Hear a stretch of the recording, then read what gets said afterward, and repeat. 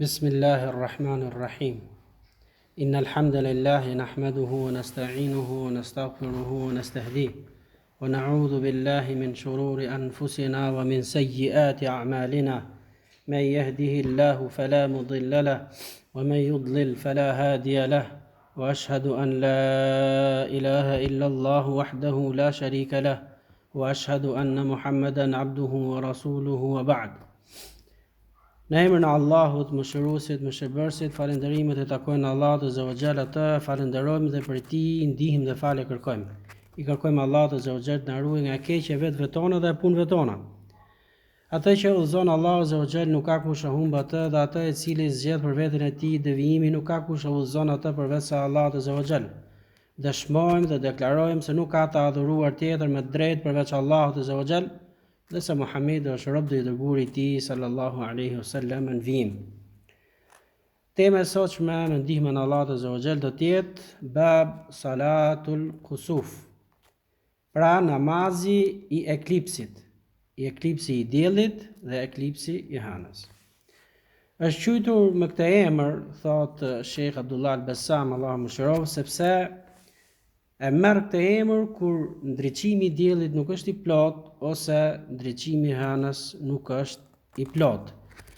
Dhe kjo ndodh kur ata janë të rendithura në mënyrë të drejtë tek njëra tjetra, toka, hëna dhe dielli. Dhe normalisht ulemat e kësaj fushë e kanë si thosh analizuar dhe e kanë sjellë atë nëpër libra. Kanë shkruar për këtë gjë, gjithashtu kanë bërë parashikime për këtë gjë. Dhe pa diskutim që ulemat e Islamit, ka folë Sheikhul Islami Taymija, Allah më shërok për këtë temë, dhe ka thënë se kjo është e lejushme që njeriu të bëjë parashikime dhe të vendosi ditë ose përcaktim, dhe pa diskutim që kjo nuk hyn tek ilmul ghaib, tek dituria e cila pra është e fshehtë Allahut Azza wa Jall. Dhe njeriu i cili parashikon thot diçka si kjo dhe nuk del, prap nuk quhet gënjeshtar thot, sepse kjo hyn tek ilmul hisab, pra tek ajo për llogaritja. Dhe për llogaritja nganjëherë e qellon dhe nganjëherë nuk e qellon. Kurse kusufi wal khusufu asbab adiyya hissiya. Thot Sheikh Abdullah al-Bassam se eklipsi i të dyjave, aleikum selam. Eklipsi i të dyjave ndodh për shkaqe të dukshme dhe nganjëherë arrihet me të thot për llogaritje. Pra, ka njerëz të cilët pra arrin ta bëjnë këtë gjë, dhe kjo nuk do të thotë që ai që s'e bën nuk është i aftë, por ka njerëz të cilët pra e njohin kohën në atë mënyrë, e njohin vitet në atë mënyrë që mund ta përllogarisin. Dhe nëse ndodh, thot Sheikh Abdullah al-Bassam gjithashtu, që ky ta gjej, normalisht që thjesht praktikohet, për ne si besimtar, kur njihemi me ndodhinë e kësaj gjë, nëse do ndodhi në atë ditë, ne thot marrim masa tjera, jo sikur se marrin masa pra njerëzit e të kotës.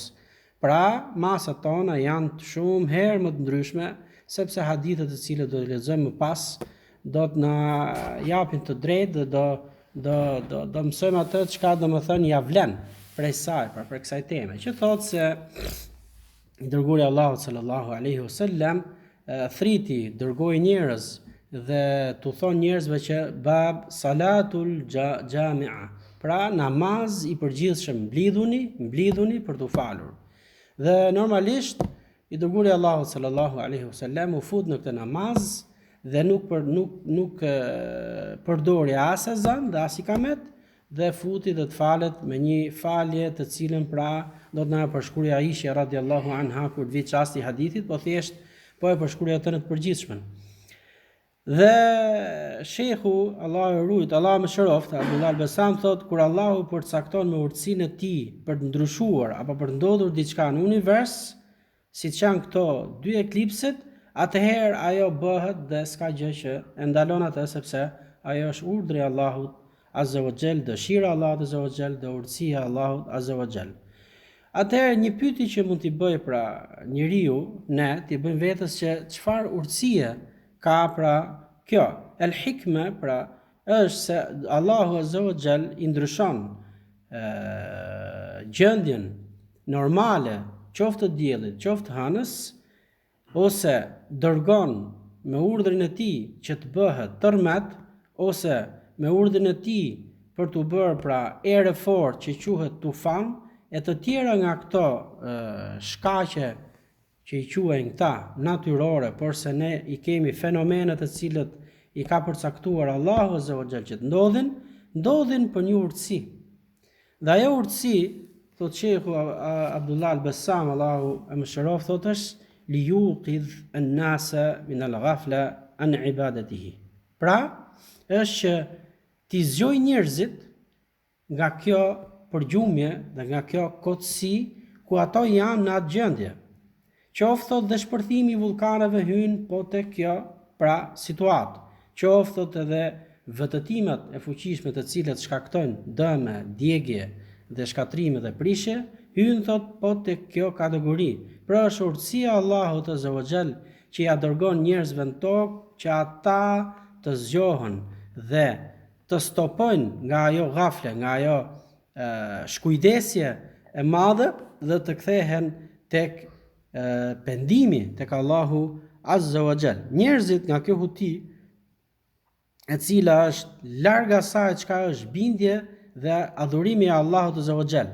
Pra, duke qenë që njerëzit po marrin një rrugë e cila ta quajmë pra nuk ka kthim, atëherë Allahu Azza wa Jall i përkujton njerëzit e tij dhe njerëzit që janë në tokë me këto lloj pra fenomenesh të cilët pra njerëzit duhet që t'i kthehen vetes dhe zemra tyre pra të përkujtojë se Allahu Azza wa Jall është i plot fuqishëm për gjithçka.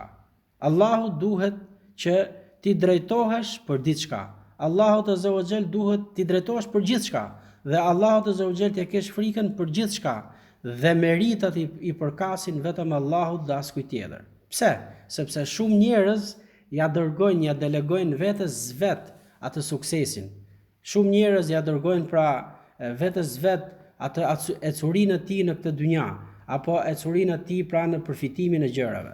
Dhe kur Allahu Azza wa Jall pra shkakton këtë lloj gjërash me urdhën e tij, atëherë kjo është për të përkujtuar njerëzit që njerëzit stopojnë ke kjo lloj bindje, stopojnë te kjo pra të duash veten më shumë se gjithçka dhe të harrosh krijuesin tënd i cili pra të ka furnizuar me gjitha të mirat, pra ti të përkujtosh mirësitë e Allahut Azza wa Jall dhe të kthehesh me pendim tek Zoti dhe pastaj të rikthehesh në adhurimin e Allahut Azza wa Jall. Sepse i dërguari i Allahut sallallahu alaihi wasallam kur ndodhi ky fenomen dhe ka ndodhur në Medina, pra eklipsi i diellit, ai urdhroi besimtarët që të mblidhen për t'u falur, pra ku të shkojnë në adhurim. Dhe nuk i mblodhi besimtarët dhe t'i thotë shkoni dhe strehohuni në shtëpitë e juaja. Pra ajo shpëtimi nga kjo gjë është tek rikthimi tek Allahu Azza wa Jall, tek feja e tij, tek devotshmëria, tek gjithçka çka njeriu pra mund ta ketë humbur në ato çaste që përkujtohet me kështu fenomenesh. Pra Allahu Azza wa Jall është i plot fuqishëm që të ndëshkojë njerëzit me ato që i shohin, pra që janë në univers. Ato i shikojnë gjithçka, shikojnë diellin, shikojnë hënën, shikojnë erën, shikojnë ujin dhe malet, dhe pra është i plot fuqishëm që t'i shkatrojë këto popujt ashtu sikurse këtë popull ashtu si ka shkatruar popujt më përpara, të cilët janë përkujtuar pra në ajetet që ka zbrit Allahu Azza wa Jall për popujt para nesh. Pra, vetëtima është një prej armëve të cilët pra njeriu mund shkatrohet, erë fort, që cilët pra janë tufanet, me tërmete dhe me lëkundje të forta, ose me përmbytje totale të asaj toke, pra ta zhduk Allahu Azza wa Jall atë tokë dhe ta kthej përmbys, sikurse ka ndodhur me popujt më përpara. Siç ka thënë Allahu Azza wa Jall, Allahu është i plotfuqishëm, por pra sikurse ja heq dritën e fort diellit, po ashtu çdo gjëje dhe të hënës, dhe të fillojë me errësirën totale, apo pra nëse don Allahu Azza wa Jall e bën që dielli mos të ketë ndriçimin e vet, e bën hënën që të mos ketë ndriçimin e vet, dhe e lën këtë gjë një errësirë totale ku njerëzit pra merren si ndëshkim dhe si shkatrim për ta. sepse s'mund të jetojë njeriu vetëm me errësirë. Po ashtu mund ta urdhëroj tokën dhe të jetë një thatësi pra shkatruese, ku e gjithë bimësia të thahet, dhe gjithë pemët të thahen, dhe gjithashtu dhe të gjitha ujërat të thahen. Pra ta di njerëzit se gjithçka në univers, pra dhe mëtej është në dorën e Allahut dhe le t'i friksohen më të vërtet dhe le t'u dridhen zemrat në gjokset e atyre, dhe kjo gjithashtu pra të kenë në vetat e tyre që t'i friksohen dënimit të tij. Por sot kemi arritur një kohë, thot Sheikh Abdullah Al-Bassam, Allahu mëshiroft, ku njerëzit janë shndruar vetëm në përfitime materiale. Pra njerëzit janë në një huti të madhe, njerëzit janë drejtuar vetëm dynjas, janë drejtuar vetëm përfitime materiale dhe janë larg dritës së besimit. Njerëzit nga këto ndodhi të mëdha që shikojnë, pra shikojnë vetëm dëmin material. Nuk e shikojnë më larg se sa dëmi material, që thotë kjo vjen si pasojë e veprave tona, kjo vjen si pasojë e devijimit ton, kjo vjen si pasojë e lakurisisë ose e gjunaheve të ndryshme, etj të cilët ne i shikojmë, pra alkoolit, shthurjes etj. Pra nuk e shikojnë vetëm se dëm material, përfitim material, dhe janë larg dritës së besimit. Njerëzit nga këto ndodhi të mëdha shikojnë vetëm atë cilin pra lidhet me ta, dhe as pak atë shkakun kryesor të cilin pra vjen ky dënim. E kanë harruar ose sillen vetë ashtu. Pra, sillen sikurse nuk e din, por më të vërtet në brendësinë e tyre e din se diçka vjen pra me shkak. Pra kjo pasojë e shkakton diçka e cila pra vetë njerëzit e veprojnë atë. Duke harruar se kjo vjen si pasojë, e sillen ashtu duke harruar se kjo vjen si pasojë e veprimeve të turshme dhe në kundërshtim me krijuesin e tyre, ose nga që nuk janë falendërues i mirësive të Allahut Azza wa Jall. Allahu u ka dhënë gjithçka dhe ata nuk i kthehen Allahut me falënderim. Bie kjo nga dënimi i Allahut. Pra nëse njeriu largohet nga falënderimi, atëherë i bie dënimi i Allahut Azza wa Jall. Na ruajt Allahu, të atit jemi dhe të ka i do kthehemi. Pra Sheikh Abdullah Al-Bassam bën një përshkrim të kësaj pra teme, që njeriu pra të jetë i vëmendshëm, njeriu mos ta marr hutia her pas here. Pra kjo është një prej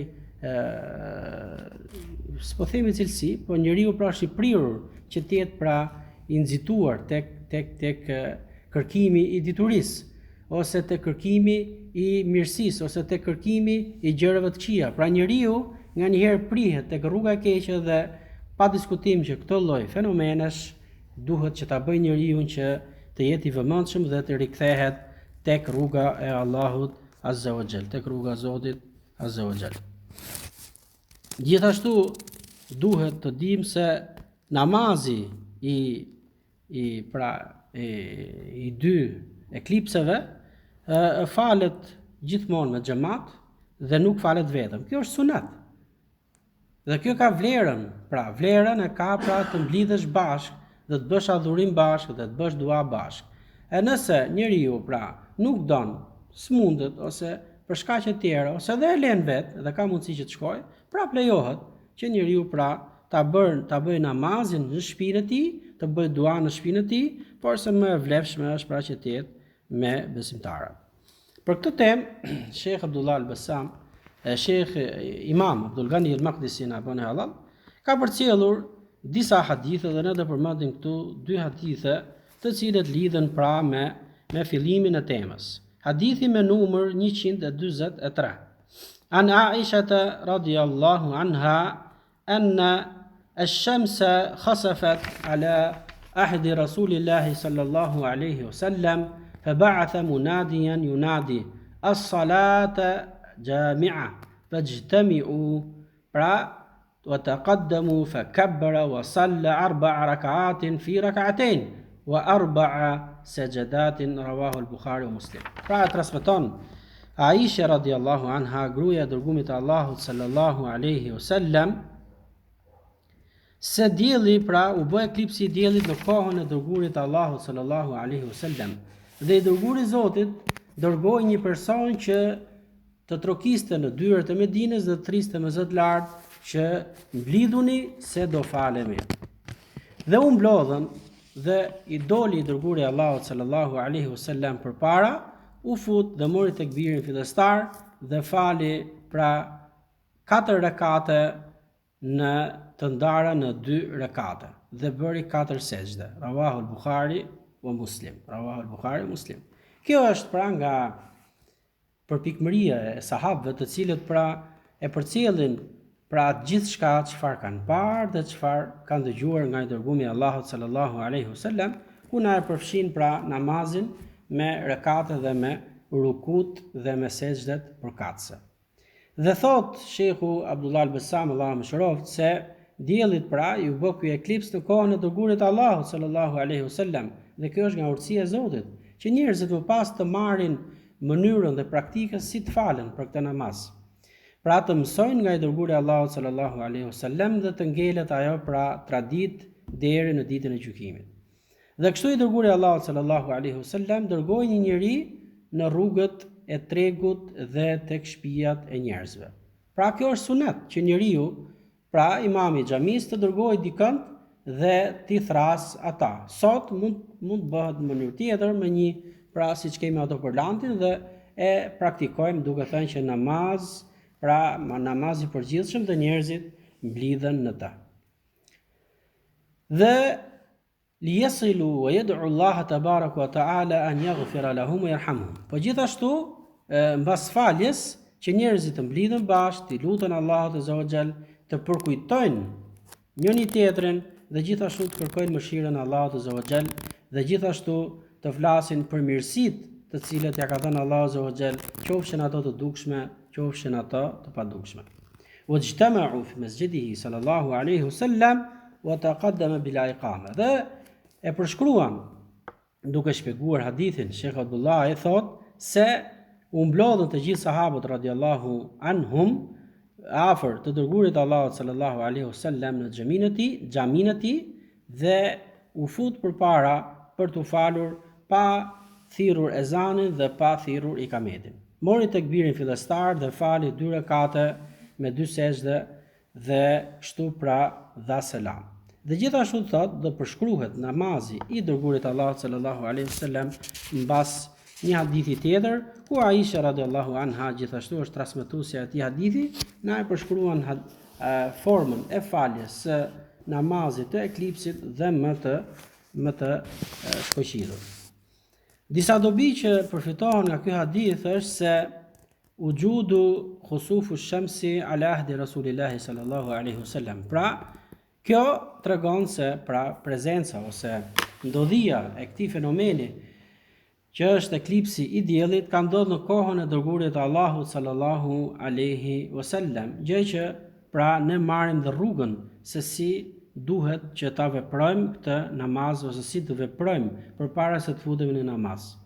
E dyta është e pëlqyeshme që ta falim namazin bashkarisht, sikurse pra veproi dërguari i Allahut sallallahu alaihi wasallam me sahabët radiallahu anhum. Gjithashtu Imam an-Nawawi ka përcjellur se ulemat janë të bashkuar unanimisht se gjykimi i këtij namazi është sunet dhe nuk është detyrë.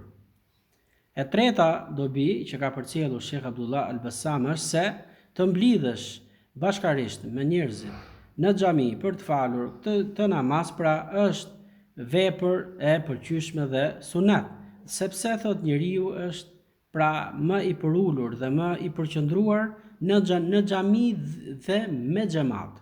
Pra kjo e bën thot që njeriu të jetë më i predispozuar që ta lutë Allahun azza wa jall, gjithashtu dhe t'i kërkojë Allahut falje dhe t'i lutet Zotit dhe t'ia falë gjunahat e tij dhe të falenderojë për mirësitë që i ka dhënë Allahu azza wa jall. E katërta është se ky namaz nuk ka as ezan dhe as ikamet.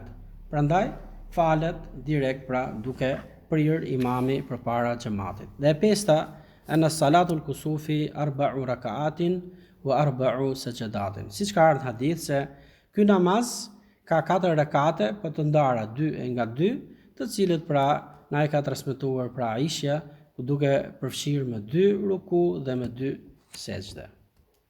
Kaq për këtë hadith dhe hadithi vijues, hadithi me të cilin pra e transmeton عن أبي مسعود عقبة ابن عمرو الأنصاري البدري رضي الله عنه قال قال رسول الله صلى الله عليه وسلم إن الشمس والقمر آيتان من آيات الله يخوف الله بهما عباده وإنهما لا ينكسفان لموت أحد من الناس ولا لحياته فإذا رأيتم منها شيئا فصلوا وادعوا حتى ينكشف ما بكم رواه البخاري ومسلم. Pra, hadithin me numër 144 e transmeton Abi Mas'ud Uqba ibn Amr al-Ansari al-Badri. Pra, ky sahabi radhiyallahu anhu ka qenë Medinas dhe ka qenë për atyre që ka prezantuar në luftën e Bedrit. Allahu qoftë i kënaqur për ti. Ka thënë i dërguari i Allahut sallallahu alaihi wasallam se më të vërtet pra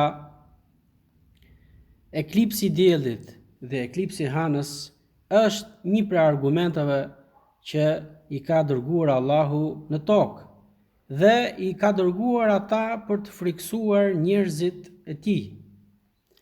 Dhe ata, pra të dy këto eklipse nuk ndodhin as për vdekjen e dikujt për njerëzve dhe as për ardhjen në jetë të dikujt për njerëzve. Nëse ndodh që t'jeni prezent kur të ndodh ajo, atëherë faluni, lutjuni Allahut derisa të largohet ky eklips. Rawahu al-Bukhari wa Muslim. E ka transmetuar Imam Buhariu dhe Imam Muslim.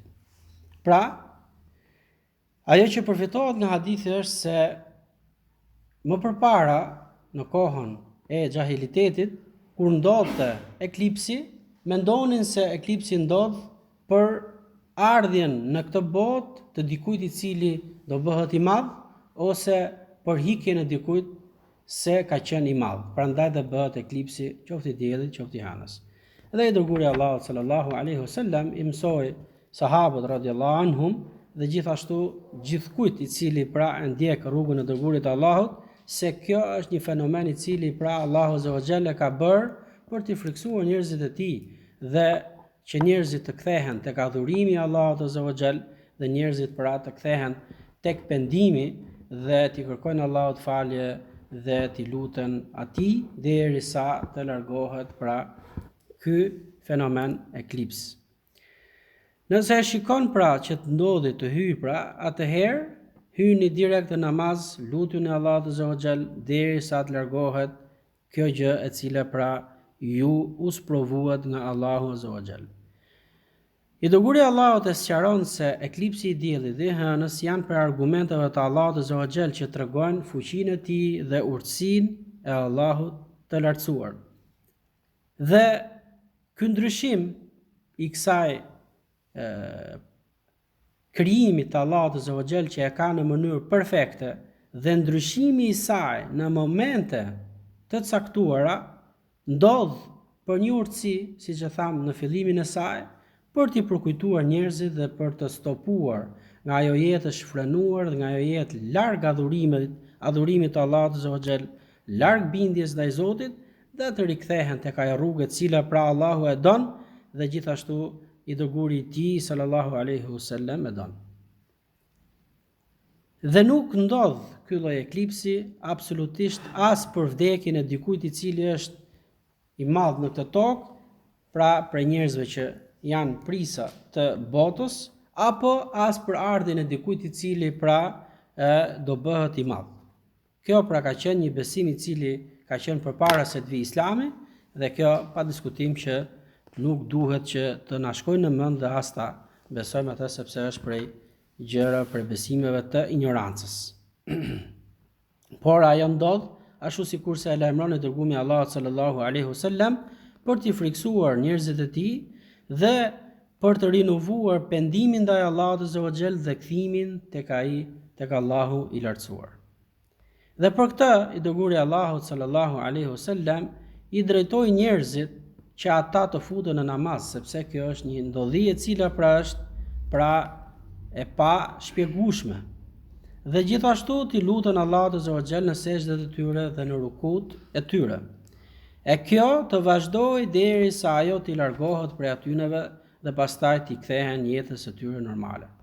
Pra, Allahu Azza wa Jall në çdo gjë që ndodh ka urtësi dhe urtësitë e Allahut Azza wa Jall janë në dobi të njerëzve. Dobi që përfitohen nga ky hadith, thot Sheikh Abdullah al-Bassam, është se është i legjëruar namazi, pse? Sepse është si kthim tek Allahu Azza wa Jall. Nëse njeriu kur ndodh një tronditje në tokë, qoftë ajo pra tërmet, qoftë ajo vulkan, qoftë ajo gjithçka, njerëzit friksohen dhe shkojnë tek vendet më të sigurta, kurse vendi më i sigurt për besimtarin pra është kthimi tek Allahu Azza wa Jall. Dhe kthimi më i mirë thotë është falja e namazit për Allahun Azza wa Jall, duke u lutur në të. Dhe s'ka përfundim më të mirë se sa ky përfundim nëse e ka përcaktuar Allahu Azza wa Jall që të ikim nga kjo botë. Gjithashtu e dyta gjë që përfitohet nga hadithi është se namazi i eklipsit përfundon atëherë kur përfundon dhe ky lloj fenomeni. Do themi neve si mund ta kuptojmë këtë? Normalisht që ne nuk do bëjmë për llogaritje dhe as të lëm dikënd që të na shikojë se mbaroi apo jo. Por se me ndihmën e Allahut Azza wa Jall në mësimin e ardhshëm do të marrim se si fala i dërguari Allahut sallallahu alaihi wasallam në transmetimin e Aishës radhiyallahu anha që thotë i dërguari Allahut u fal në rakatin e parë në qëndrimin në këmbë me surën Al-Baqara. Pra, duke lexuar surën Al-Baqara. Pra është surja më e gjatë në Kur'an dhe e lexoi atë brenda një rakati, që tregon se i dërguari Allahut sallallahu alaihi wasallam e zgjaste namazin shumë që njerëzit pra të ishin në adhurim. Po ashtu në rukun e tij e zgjaste shumë herë më shumë se sa zgjatej pra në namazet e normale që falet njeriu. Dhe gjithashtu kthehej dhe qëndronte në këmbë pra me një qëndrim të gjatë. Dhe gjithashtu qëndrimi në sejdë dhe rikthimi nga sejdë, vajtja në sejdë dhe sa qëndronte në të. Pra Aisha radhiyallahu anha e ka transmetuar formën se si e falte i dërguari Allahut sallallahu alaihi wasallam. Dhe nëse ndodh, thot Sheikh Abdullah al-Bassam, kur njeriu e ka bërë këtë formën e namazit në mënyrën ashtu sikurse e ka përcjellur i dërguari Allahut sallallahu alaihi wasallam me sa të mundet, pra me gjatësinë e saj, dhe ndodh që nuk ka hikur eklipsi, atëherë thot kthehej u Zotit tënd me dua dhe me dhikr derisa të shikosh që eklipsi po largohet. E treta, se ky namaz falet në çdo kohë. Kur thuhet në çdo kohë, pra në çdo kohë qoftë ajo. Pra në kohë ku janë të ndaluara namazet, pra siç është koha para drekës ose para akshamit. Pra këto janë kohë të ndaluara siç ka ardhur në hadithe të tjera, por se kjo, siç thotë Imam Albani, hyn tek ato adhurime të cilat janë me shkak dhe jo me namaze vullnetare. Çdo namaz që ka shkak, atëherë falet në çdo kohë, kudo ajo pra na ndodh neve, qoftë para dreke, qoftë para akshamit, qoftë në kohë tjetër, ajo është e lejueshme që të falet në çdo kohë. E katërta, kush është urtësia e këtyre fenomeneve? Pra, Allahu Azza wa Jall sjell diçka dhe nuk e sjell atë siç e thamë më lart, pra kot. Porse është që njerëzit pra t'i kthehen Allahut me frikë respekt. Dhe siç e thamë më përpara, që njerëzit mos mendojnë se ata janë pra gjithçka. Ata i kanë gjithçka nga vetja vet. Dhe njerëzit i kthehen Allahut Azza wa Jall me frikë respekt, t'i kthehen atij me përkujtim, t'i kthehen atij me pendim, t'i kthehen atij me kërkim mëshire, t'i kthehen Allahut Azza wa Jall me çdo gjë. Ashtu sikurse pra e don Islami. Kjo pra është ajo që urtësia e diçkas pra vjen me dituri, vjen me adhurim, vjen me pendim, vjen me gjithçka. Prandaj thamë më lart se ignorantët nuk kthehen tek ajo shkaku i saj, por ato kthehen tek dëmët që sjell ai fenomen dhe çuditën dhe mundet që të vrasin dhe veten, mundet që të bëjnë veprime të cilat pra nuk i shkojnë për shtat. Kurse besimtarët i kthehen asaj çka është fe dhe veprojnë ashtu sikurse pra i ka paralajmëruar i dërguari Allahut sallallahu alaihi wasallam, dhe ashtu sikurse i ka orientuar feja Allahut azza wa jall. Lusim Allahun Azza wa Jall që na bëj dobi kjo që dëgjuam dhe lexuam, i kërkojmë Allahut Azza wa Jall që të na fali, i kërkojmë Allahut Azza wa Jall që të na japi nga mirësitë e tij, na fali, na fusim mëshirën e tij dhe na bëj për njerëzve të cilët pra kur e dëgjojnë fjalën e mirë dhe fjalën e vërtetë, ta bëjnë dhe ta veprojnë dhe ta pasojnë ata, dhe kur e dëgjojnë fjalën e cila pra është e ndaluar të largohen prej saj. Amin. Subhanakallahumma bihamdika ashhadu an la ilaha illa anta astaghfiruka wa atubu ilaik. Allah shpërblet.